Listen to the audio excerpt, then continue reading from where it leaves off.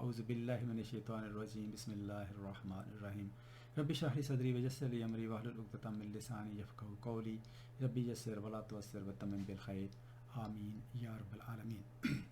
We continue to learn varied structures of Murakkab Idafi. Idafa is really important central construction in Arabic, and it literally means addition. We know that idafas are formed by two or more nouns which are placed together in a relationship of possession or belonging, or it could be an attribution as well. It is helpful to conceptualize idafa the way that we sometimes use the word of in English. We say the book of the boy, the city of England, for example. There is no apostrophe s construction in Arabic to indicate possession. And there is no way that we can say the student's book in Arabic. We need to sort of reconstruct it to say the book of the student rather than the student's book. There is no apostrophe s in Arabic. Even though the meaning of the entire phrase is definite, only the last term of the idafa is going to indicate its definiteness by addition of al or a possessive suffix usually. For example, if we want to say the book of the student, which in English we're really saying student's book, so we will say kitabut talibi.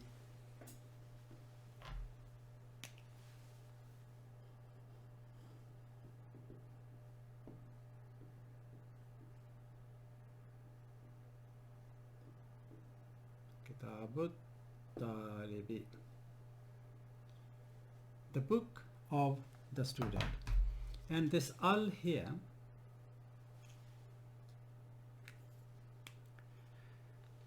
this has been used to make this definite, because this definite and kitab is attributed to this noun by simply that attribution. Kitab is also definite. So if some noun is already definite, we cannot really add al on that noun. For example, the name of the city is London, so we cannot say al London. We will just say London because it's definite anyway. Other way of saying that is, which we already said, that this is mudaf and it doesn't take al, it does not take tanween either. Whichever way it makes sense to you, that's absolutely fine. And in this case, there is no ejective to confuse us either. For example, if we had ejective or sifa of this or this, we know already that that will be placed here towards the end of the construction. And the i'rab of the sifa, the ejective, will tell us whether it's linked to this noun or that noun. That highlights the value of i'rab. Another point, the things which are definite by suffix are never going to take al either. So for example, if I want to talk about my mother's office, for example, I will write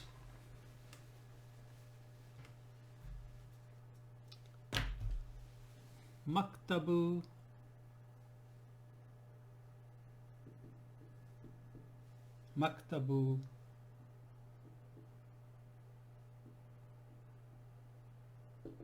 walidati. We have this possessive suffix here, ya mutakallim, my mother, okay, not anyone else's mother. So because this is definite and this is attributed to this is also definite, so this is not going to take al. And going back, because this has already been made definite and this is linked to that, this is mudaf ilayh. Let's write it that way. Mudaf ilayh. Whose office? Walida's office. So mudaf ilayh. But at the same time, this is mudaf as well. For this, ya mutakallim, mudaf, and this mudaf ilayh. So only the last term of idafa here is definite. Even in this case, it's not made definite by al because it is definite anyway. If this was not a pronoun and some other noun, that was going to take al, but in this case it doesn't. This is definite anyway, this is attributed to this is linked to this, and this is not going to take al, and that's not going to take al either. So I hope that kind of made it clear how it all works. So this little pronoun really has made the whole construction definite, because end of the day all the pronouns we know they are definite. One final way that a noun can be definite is if they are, for example, proper noun. So if we want to talk about let us say the University of London. By the way, there is nothing which is called University of London. There are many universities in London, but there's nothing which is called the University of London. This is for the purpose of explaining a couple of points here. We will say Jami'atu Londana. Jami'atu Londana. That was the point which I was making earlier. If a noun is already definite, we're not going to add al on it. So because this is already definite and this is linked to that, a kind of possessive relationship, this is definite, this is going to be definite anyway, and this is not going to take al either. And the second point, if you remember, this is ism is ghairu munsarif. So we say Landanu, Landana, Landana. We don't say Landanu, Landana, Landani. So although this is kind of, there's a marker of nasab there, but in this construction, because this is mudaf ilayh, this noun here is majroor. It is not mansoob. So Jami'atu Landana. We will not say Jami'atu Landani because this is ghairu munsarif. So that was the important point as far as the mudaf ilayh ghair is a ghair munsarif noun, and also because this is the name of a city, it is definite already, so we're not going to put al on it, and this is linked to that, it's not going to take al either. So this was a kind of revision of what we have already covered. Let us move on to our next topic in idafa called al-asma'ul khamsa. What we are saying is 5 names, 5 nouns. This is a very small group of nouns that show their case endings in formal Arabic as long vowels attached to the end of the word when they are in idafa. Let me explain what I mean by that. Also, when they take most possessive pronoun suffixes, that's what happens. Suffix like ya mutakallim and etc. etc. So these are those 5 nouns. As a reminder, all the alphabets in Arabic, they are consonants except waw, alif and ya. And we have short vowels and long vowels in Arabic. Our short vowels are, for example, we say fatha, kasra and dhamma. They are our short vowels, and our long vowels are waw, alif and ya. Waw, alif and ya. And then we have dhamma, we have fatha, and we have kasra. Short vowels, long vowels. When we want to elongate an alphabet, a letter, we add one of these on the last word on the last alphabet of the word before it. For example, if I want to say this is for example aha, and if I want to say aha, I will add alif to it, aha. Similarly, these doesn't really mean anything. Let's say ana, and then we add alif, that becomes ana, although usually when it is used as I, it is actually pronounced ana rather than ana. So we add a long vowel along with that. These are the five asma, because they are normally used like this: abun, akhun, abun, akhun. We are quite familiar with these. Dad, brother. Hamun is a kind of somebody from in-laws, male in-law. Faman is mouth, and zu gives the meaning of possession. So when they are used as mudaf in idafa construction as mudaf, then this is how they behave in rafa, nasab and jar. This is how they show their i'rab. So abun will be abu, aba, abi respectively, then akhu, akha, akhi, hamu, hama, hami, and then so on. Zu, za, zi as well. So for example, if I want to say I saw your brother in the mosque, so I will write or say ra'aytu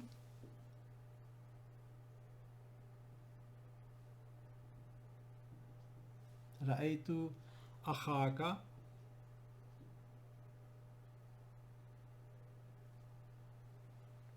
fil masjidi.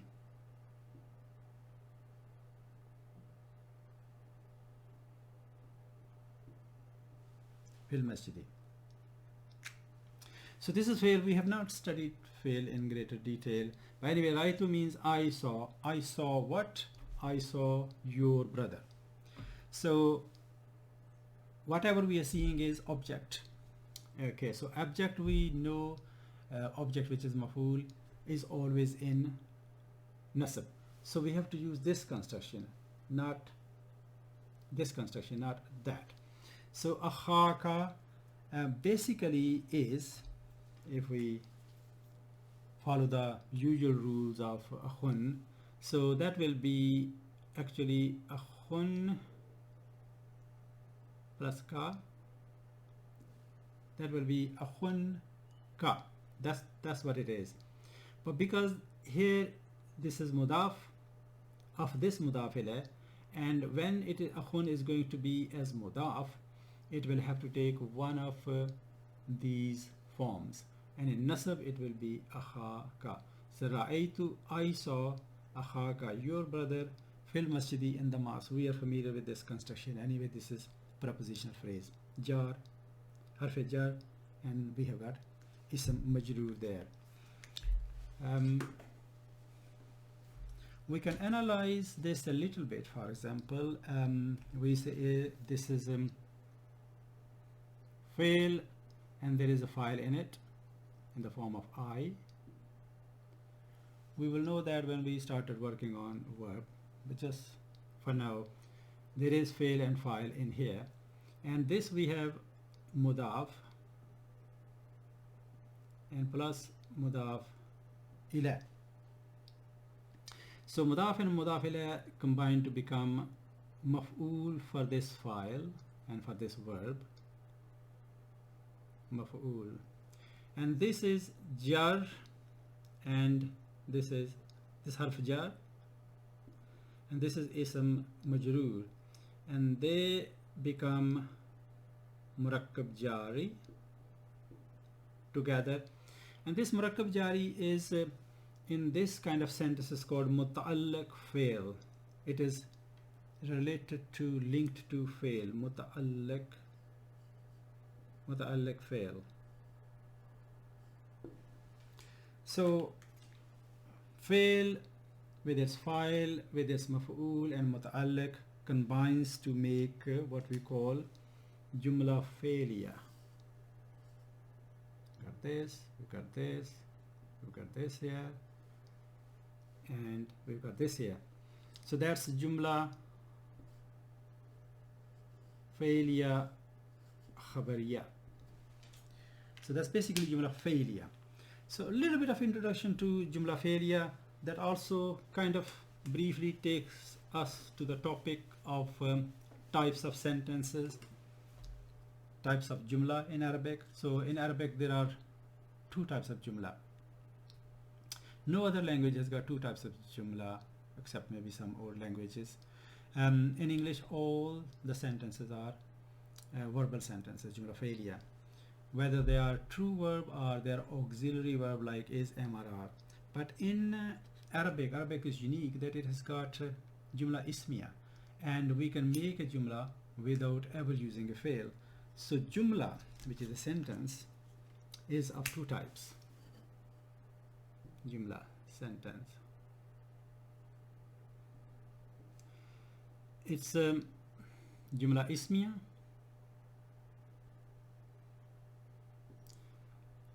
and jumla failure. Nominal sentence, verbal sentence.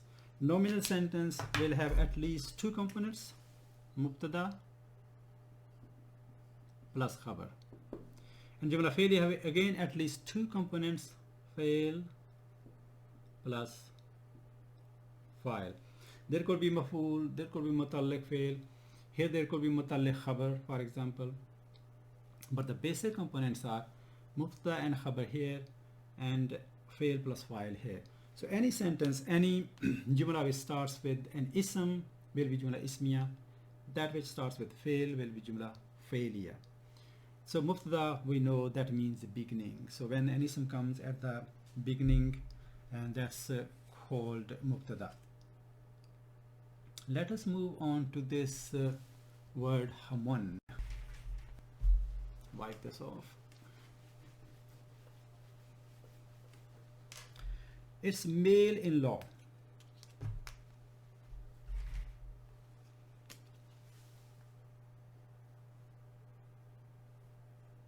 Kind of a male-in-law, like father-in-law. Father-in-law, male-in-law.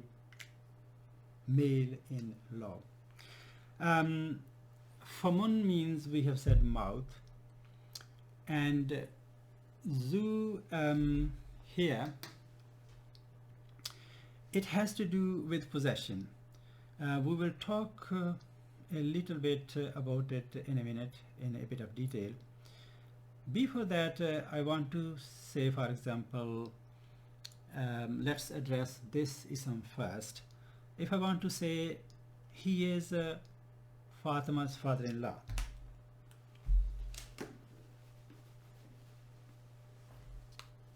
let's say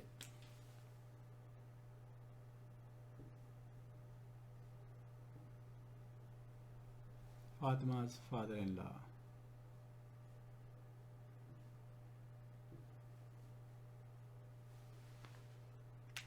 So how do I say that in Arabic? We know he is a pronoun in Arabic, huwa, and when we start a sentence with a pronoun or a noun, that will be jumla ismiya. So huwa hamu,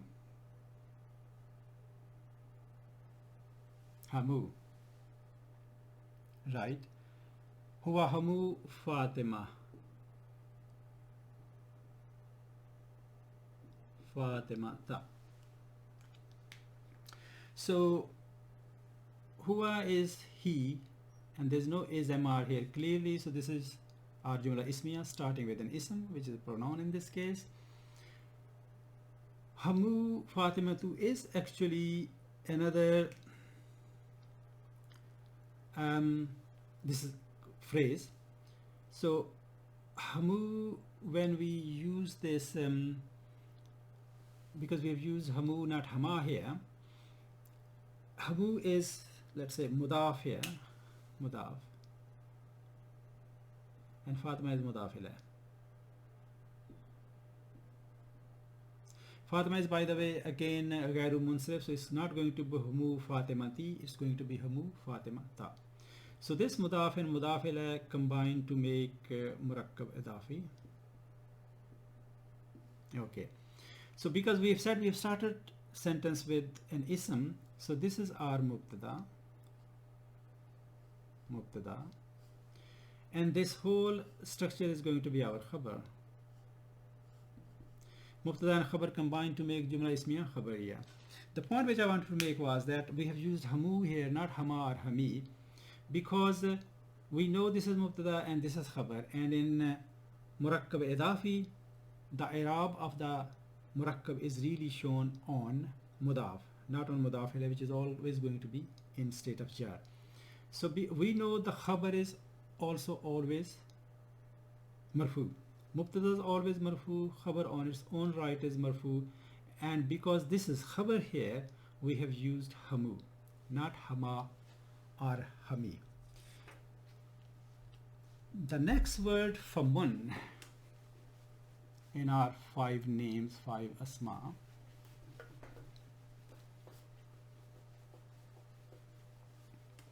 I think as you have already noticed, it means mouth. So you have already noticed that in idafa it loses its meme. This is unique in a way that it's famun, but that here we do not say famun or faman, etc. It just we lose meme here when it is used as mudaf. So from famun it becomes fu, wa comes here, meme is in there. It's not like this famu, it's fu, then simply fa, and then simply fi. So fi is also harf jar, as we know. As we said, I saw your brother in the mosque, fil masjidi. So the context will tell us whether it's really related to mouth or it is actually a harf jar. So it's usually not difficult when we reading a paragraph, etc. We can easily make out what kind of fi is that. So let us classify a little bit. There is an expression in Arabic, don't say bad things.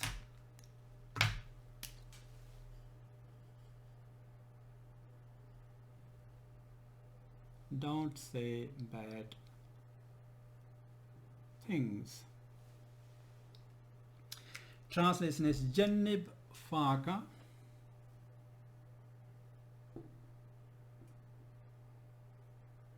Jannib Faka, your mouth. Jannib Faka Qawl Su'i.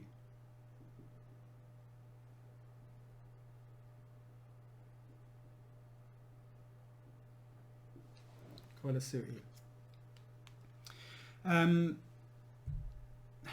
What we are literally saying here, make your mouth to avoid the saying of bad. Make your mouth to avoid the saying of bad, which basically in English really we will say don't say bad things. Jannib is a fail. In its original form, it's from the root point of view, in its original form it means avoid, and when it is this fail is not in its original form, it is a derived form of the verb, which we are going to learn when we started studying fail. But basically means when it goes from its original form, the default kind of form, let's say, to derived form, its meaning changes. In its original form, it means to avoid, and it is intransitive, but in derived form, when it goes to this state, which is kind of form 2 from the English point of view, form 2 verb, then it means to kind of making something or someone avoid something. So it becomes transitive from intransitive. So Jannib, do not say, or do not let your mouth, make your mouth avoid bad things. Okay, so that's literally what it means. So here it has been used as faka, not famaka. So meme, we lose meme. We don't have meme there. Another point which we need to focus on or note is that the first person singular pronoun ending, which is ya, because it's attached pronoun, when this attached ya is attached to the end of a word, so to say, it swallows these long vowels. For example, if I say, it will become clear with this example what I mean. If I want to say, my brother likes ice cream,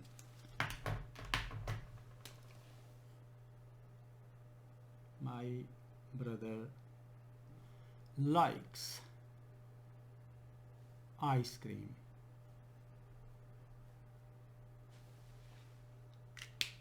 I will translate my brother akhi. Akhi yuhibbul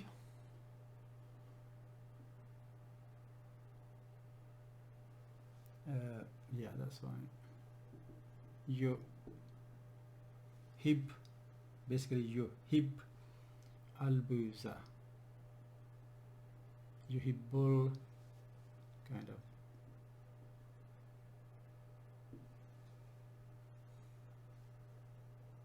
Buzata, ice cream. Kind of loves ice cream, likes ice cream. So the point here is about this my brother, akhi.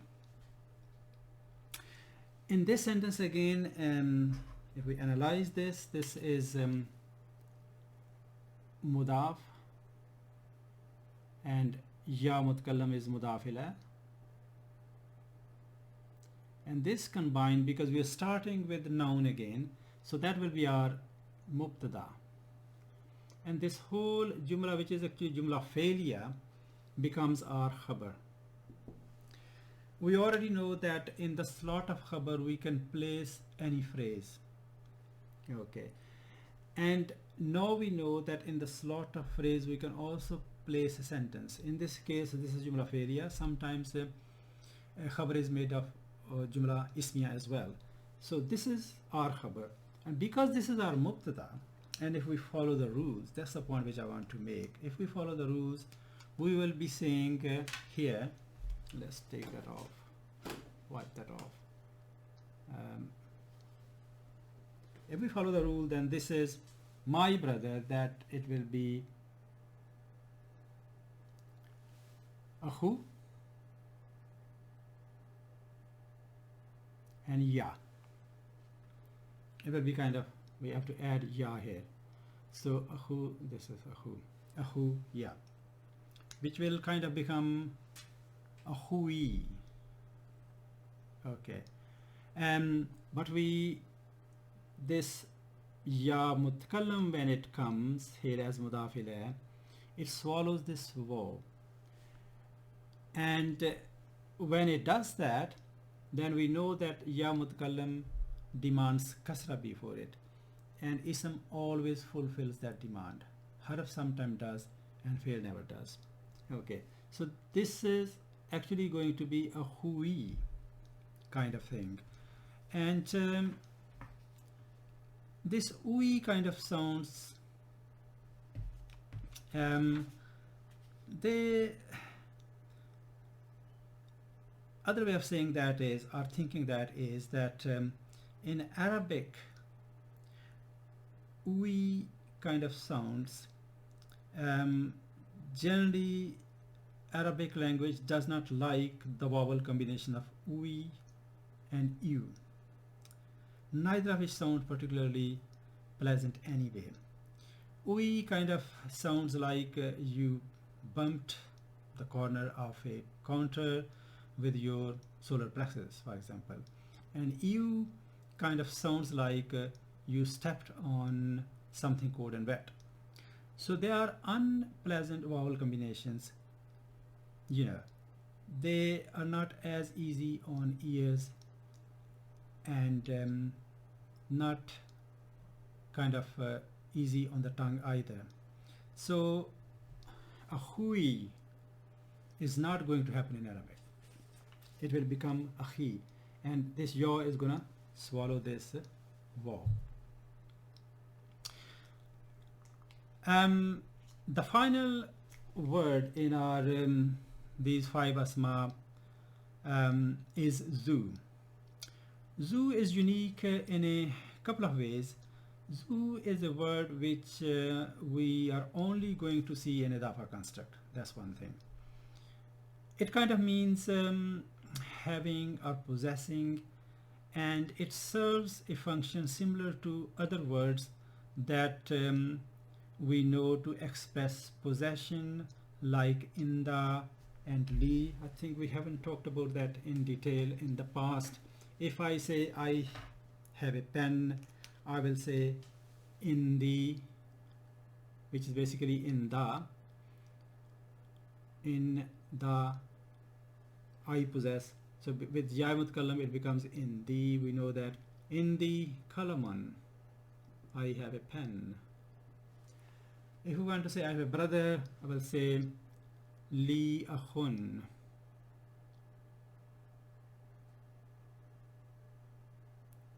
Li, ya mutkallam again, that lam is a li. So in the and li are also used for possession. Li akhun. You know, here it's gonna akhun, not akhu, akhar, or akhi. Akhun. Akhun is used in this form as well. Li akhun, here it is a khabar. Mudaf mudaf mubtada, and this khabar, I have a brother.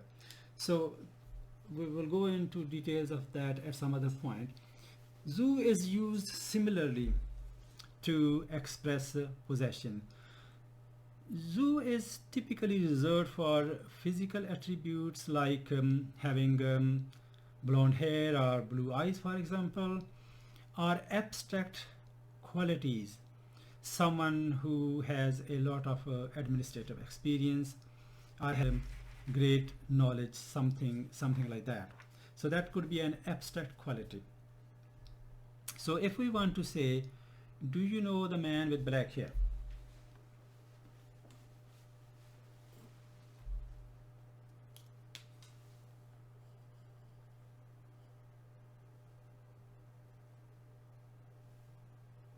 The man with black hair.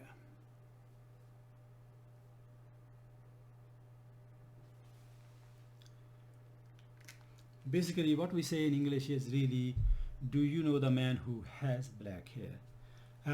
So we will say hal tarifu.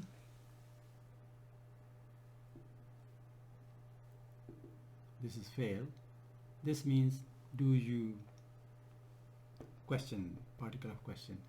We haven't talked about that either. So hal tarifu, do you know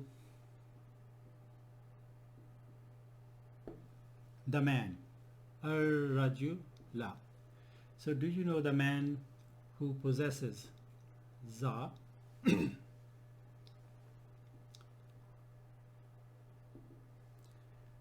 Ash-sha'r, hair. Become ash-sha'ri here because of za. Al-aswadi, black. So do you know the man with black hair or who possesses black hair?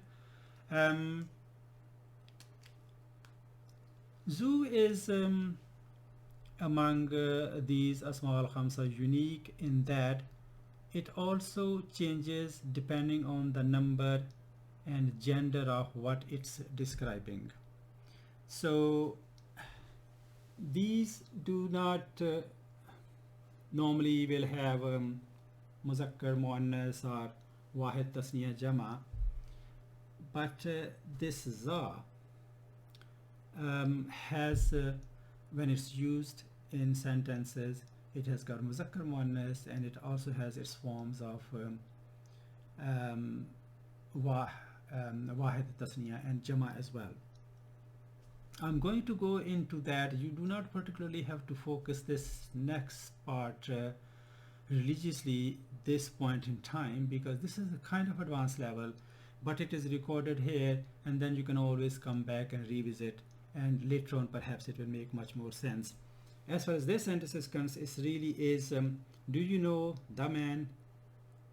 We're talking about the man, ar-rajula, and the man is with black hair. So za is used for possession, and it is mudaf, and this is mudaf ilayh, that's why it is in jar, and aswadi is sifa of that, and that's why it's also in jar.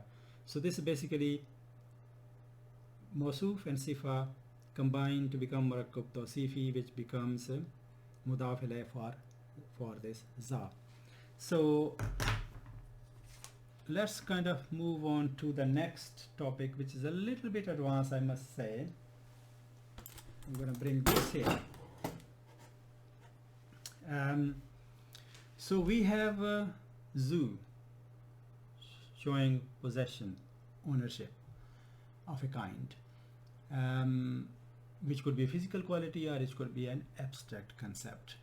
So looking at here, we have zu, za, zi in wahid, singular, and that is actually muzakkar, which we used here. Muzakkar. Its muannas form will be zatu, zata, zati. That's what we use. Okay. And when we come to tasniya, again it has muzakkar and muannas. This is zawa, zawai, zawai. We know that when we make tasniya, the sound is kana, ana, and aina, and because this comes as mudaf, and we know mudaf noon drops, making the i'rab light, or this called noon i'rabi. So we have talked about that. So this basically is kind of like kitabun, kitabani, kitabaini. It will be zawani, zawaini, zawaini, but noon drops, it becomes zawa, zawai, zawai.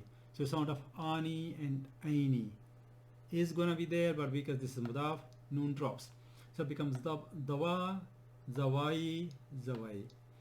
Similarly,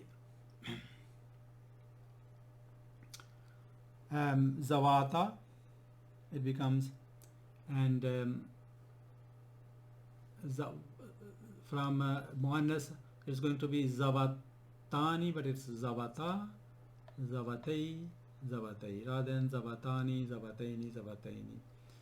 And let's leave this for a minute. Then it's zavu, which is zavuna, and zuvina it's supposed to be, but it's noon drops, zavu, zavi, zavi, and zawatu, zawati, zawati. This works like muannas, jama muannas salim, like we say muslimatun, muslimatin, muslimatin. So it's zawatu, or we say al muslimatu, al muslimati, al muslimati, zawatu, zawati, zawati. That's why in nasab and jar it's kasra both here, but not here. This doesn't behave because it's not plural anyway. This is muannas but not plural, so it's going to show its nasab with fatha, not like this in jar. So that's important point to note. So it'll be zatu, zata, zati. For example, we say before I go to the example, just highlight this as well, that in Quran these are the other tasniya for that is without waw, zata, zati, zata, zatai, zatai. So waw goes, and this is the way it has been used in Quran. Similarly, this muzakkar plural the use in Quran is, we are, I think, all familiar, ulul albabi. So rather than zawu, it's ulu. This wa is not pronounced. So we don't say ulu, ulu, uli, uli. And then zawatu becomes like from here, ulatu, ulati, ulati, not ulati. We don't pronounce wa here either. Ulatu, ulati, ulati. So these has two jama, muzakkar and muannas, and two tasniyas, and these are the ones which has been preferred in Quran. Let us look at some examples. Can put that a little bit on the side here, I hope. Let's bring out here. Wipe this off. We say zu malin.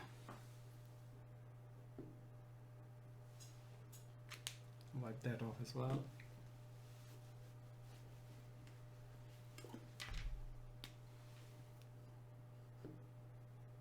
Zu malin. Mal means wealth.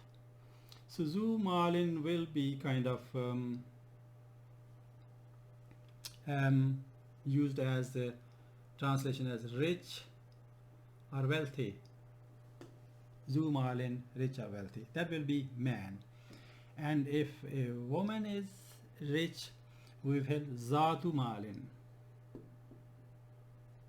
So that's the difference. Zatu malin. So rich man, excuse me, and rich woman.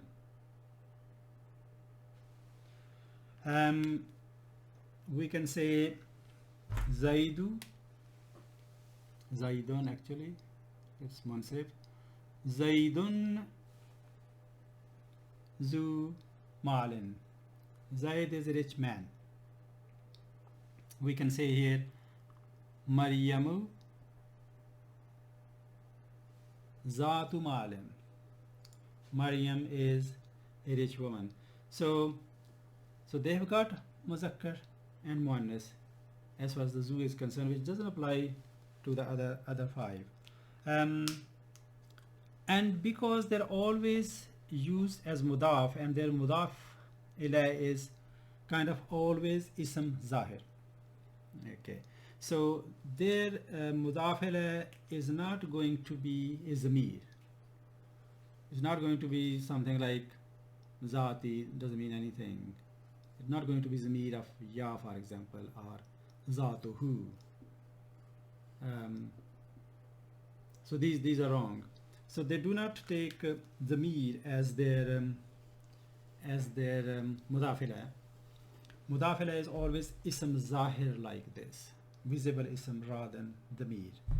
And the other point is that their ism zahir is not nouns like ism alam, for example. We can't say zu zaidin, for example. It doesn't mean anything. So this is not the kind of ism zahir which they have. Or zu Maryam ma, zatu Maryama will not be anything either.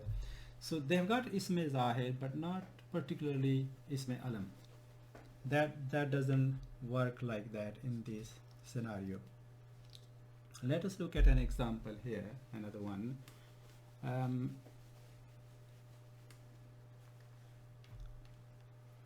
We say Ja'a rajulun zu malin.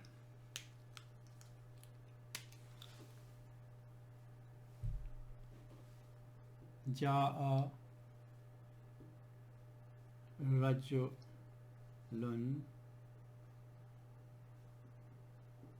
zu, okay, zu malin. Ja'a came, rajulin, a man came, zu malin, what kind of man? Wealthy man, rich man. So here this kind of zu becomes a sifa of that noun here. We will know at some other point I'm going to discuss.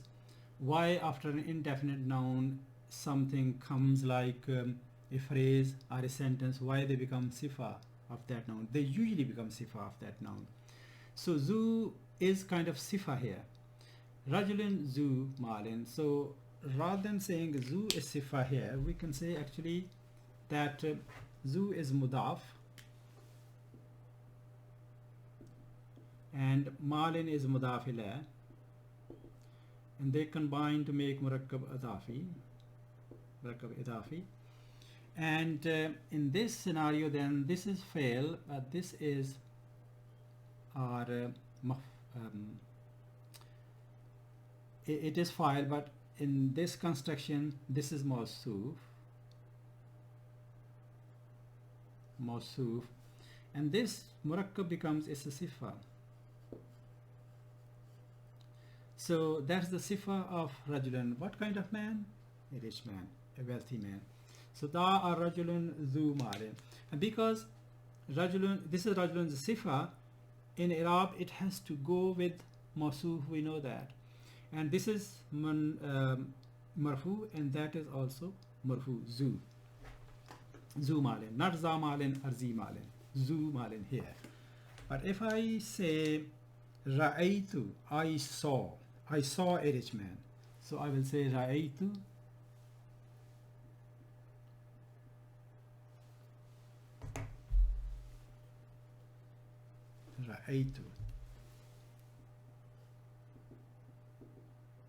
ra'aytu. What I'm seeing the man. So man is maf'ul here, object. So that will be rajulan. I saw a man, rajulan. What kind of man? Rich man. So that will become no za malin, because this is mansub and sifa has to be mansub as well. So za malin, not zu malin. Ra'aytu rajulan zu malin. And if I say I passed by a rich man, I will say marartu. You can still see that here. Yeah. Marartu. With marartu, this kind of fi'l we use preposition of ba. Bil rajulin, because of ba, rajulin. Marartu, sorry, rajulin. Bi rajulin. So man is majroor here, it will become zi malin, not za or zu malin, zi malin. So that's how they change when they are sifa of a mawsuf. So they will have to match in Arab, they will have to tally kind of in Arab. So that was one thing. The word which is zat, see if I can put that here somehow. Yeah, it's kind of there, isn't it? Yeah, okay.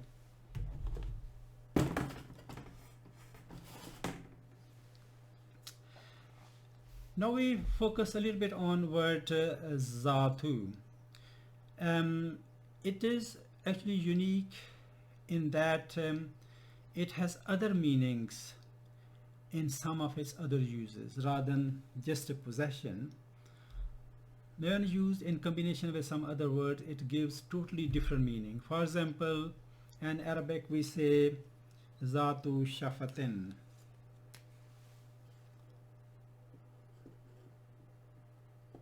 Zatu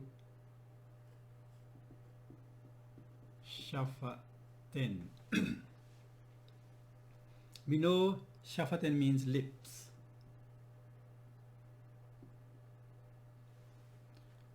Possessor of lips kind of thing, which that is kind of literal translation, but this whole construction means word,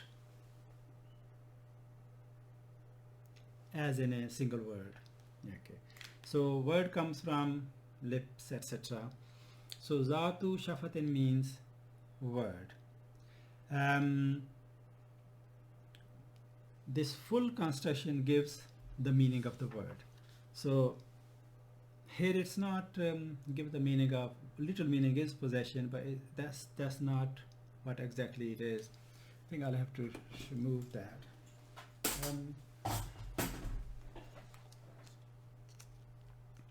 For example, if I want to say I did not speak to him,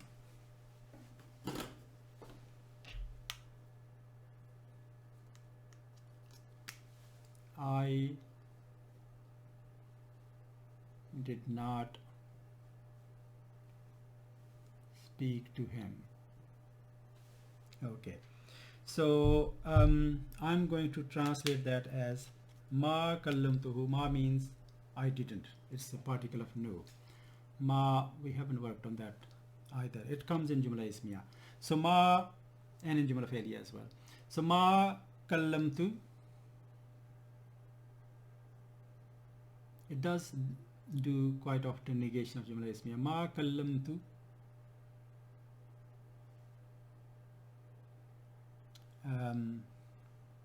Shad here, ma kallamtuhu, I did not speak to him.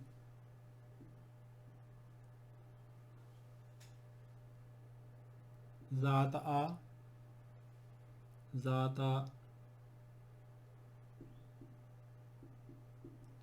shafatin, I did not speak to him a word. Basically what we are saying is I did not say a single word to him, so I did not speak to him at all, that kind of meaning. Another use of zata, let's have a look.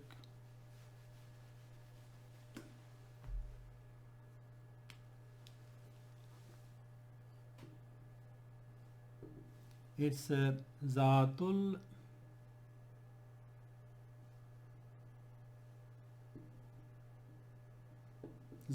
batani, which basically means child.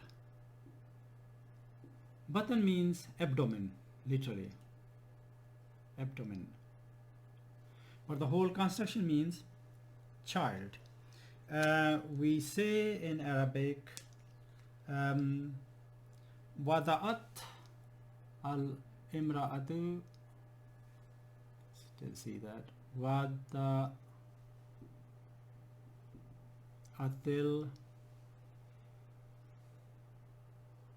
mar'atu, woman, wada'atil mar'atu zata batniha, zata, that's the zamir, batniha, which basically is zata batnu, zatul batnu, and because of zamir ha, the al has gone. We know the rules. This is meme, mar'atu, woman. So this really means the woman gave birth to a child. Let's see that here.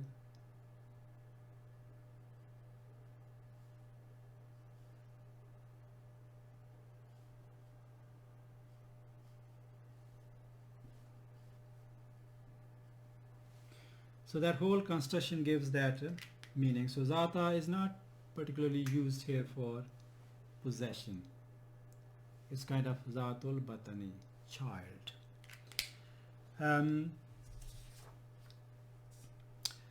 Similarly, there is another meaning of that, and we can address at least one Quranic ayah here. We say Zatus Sadri.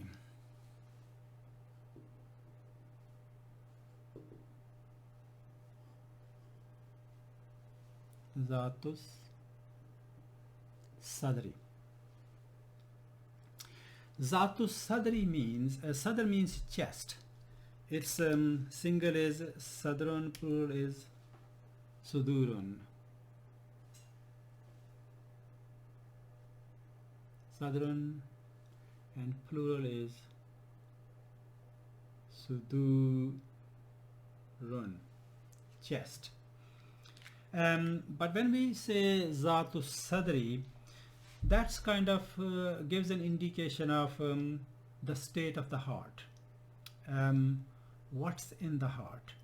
And if we look at this ayah, it will make sense. Ayah of Surah Hadid, ayah number 6 of Surah Hadid.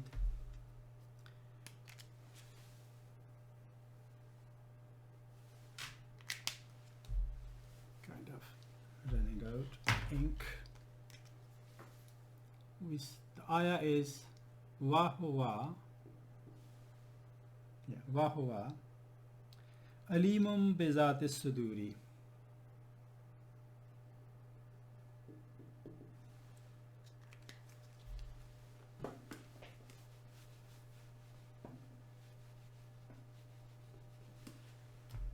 Here we have our words Sadrun, and plural is Sudurun. Wahwa alimum bizati suduri. Wahwa alimun bizati suduri. From sudurun, as-suduri, as-suduru, as-suduri.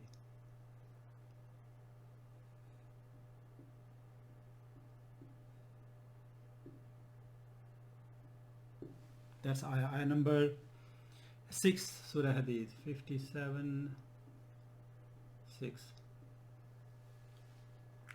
So Surah 57, Surah Hadid. So wahwa alimum bizatis suduri. Zatun, zatu sadri, basically it is, isn't it? Zatu sadri.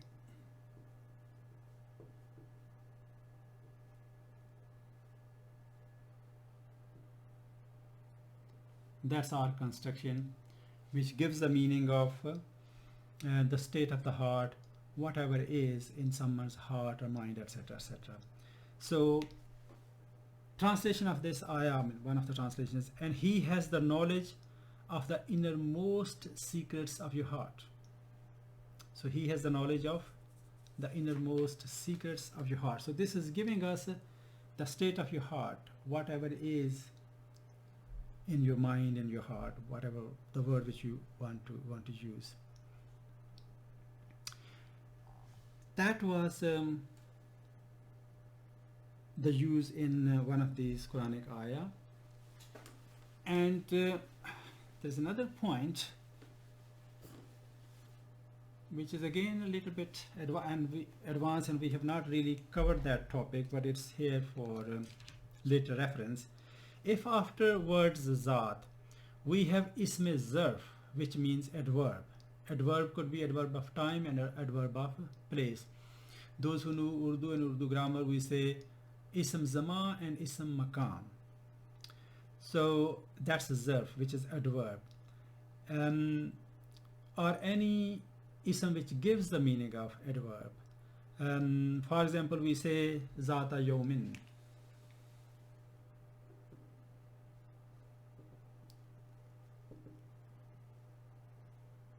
Zata yawmin. So yom is adverb of kind of time. So zata yawmin means basically one day. So this whole construction means one day. Different uses of this word zata is quite interesting. I find that's quite interesting.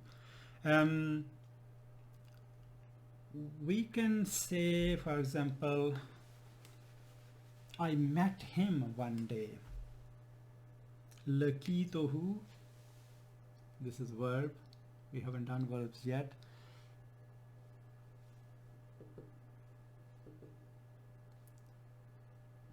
Laqitohu zata yawmin.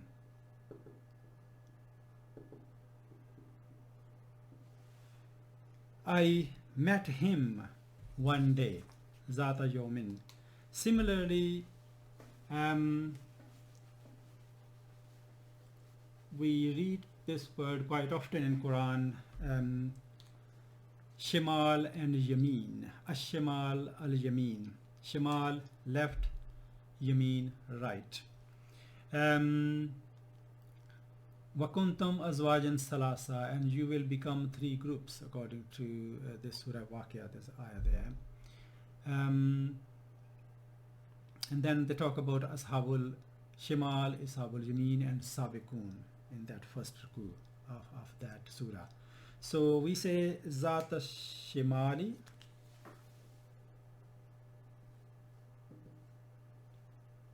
Zat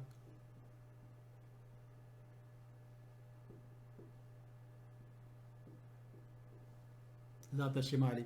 When an ism is used as a adverb, zarf zaman or zarf makan, they're always written in nasab. So that's the rule here. That's why we didn't say zatu shimali, it's zata shimali.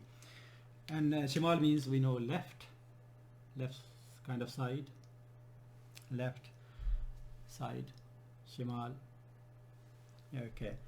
And Zat al-Yamini, this is a harf shamsiya, and Zat al-Yamini, Yamin is moon word, so I will be pronouncing the lam here, Zat al-Yamini,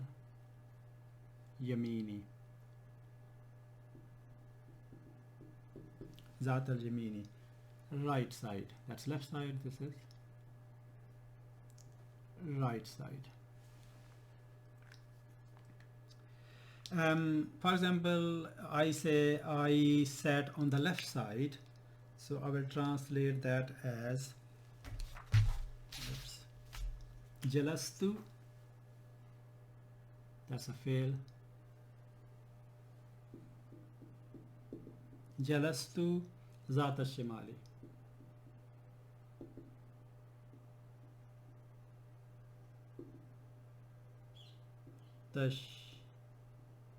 shimali.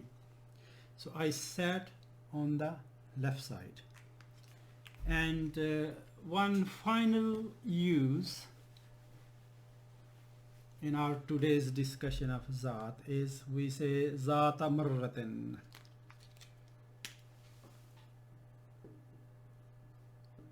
Zata marratin. Which basically means once. When we have to say once, we say Zata marratin. I met him only once, so we'll say Zata marratin. That becomes quite a lot, but I think the later half the later part of it, you not really have to literally focus on this at this particular point in time, but it will become very relevant later on when we have covered other topics of grammar. Subhanakallahumma wa bihamdika ashhadu an la ilaha illa anta astaghfiruka wa atubu ilayk.